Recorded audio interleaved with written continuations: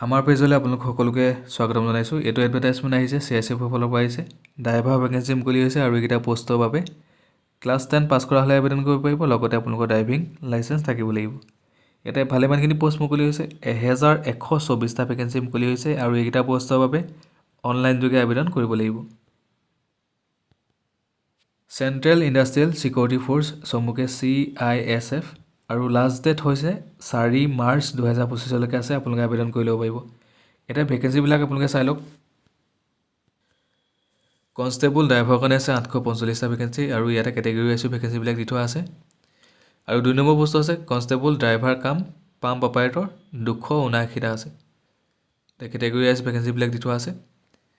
আৰু এজ লিমিটটো হৈছে 21 to 27 ইয়েৰ্ছলৈকে আবেদন কৰিব পাৰিব। আৰু ইয়াতে এজ ৰিলেক্সেশ্যন আছে। যদি SC ST কেণ্ডিডেট হয় তেওঁলোকৰ কাৰণে 5 বছৰ এক্সট্ৰাকৈ দিছে আৰু OBC কেণ্ডিডেটৰ কাৰণে 3 বছৰ এক্সট্ৰাকৈ দিছে। এডুকেশ্যন কোৱালিফিকেশ্যন গম পালে ক্লাছ 10 পাছ কৰা হ'ব লাগিব, লগতে ড্ৰাইভিং লাইচেঞ্চ থাকিব লাগিব আৰু মিনিমাম 3 বছৰ এক্সপিৰিয়েঞ্চ থাকিব লাগিব ড্ৰাইভিঙৰ। এপ্লিকেশ্যন ফিজলৈ গৈছোঁ। এতিয়া এপ্লিকেশ্যন ফিজ SC ST কাৰণে কোনো ধৰণৰ এপ্লিকেশ্যন ফিজ দিব নালাগে, এক্স ছাৰ্ভিচমেনৰ কাৰণে দিব নালাগে। বাকীখিনিৰ কাৰণে 100 টকা দিব লাগিব, 100 ৰুপিজ। আৰু আপোনালোকে পে'মেণ্টটো নেট বেংকিং, ডেবিট কাৰ্ড বা ক্ৰেডিট কাৰ্ড বা UPI বা SBI চালানৰ যোগেদি কটাব পাৰিব। অনলাইন যোগে আবেদন কৰিব পাৰিব।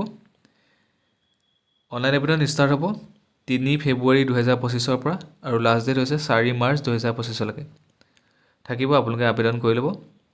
3 ফেব্ৰুৱাৰীৰ পৰা অনলাইন আবেদন ষ্টাৰ্ট হ'ব। চ' ধন্যবাদ। আজিৰ ভিডিঅ'ত ইমানখিনি আছিলে। আপোনালোকে যদি আমাৰ চেনেলৰ ভিডিঅ' চাই ভাল পায়, ভিডিঅ'টো সকলোকে শ্বেয়াৰ কৰি দিব। ধন্যবাদ।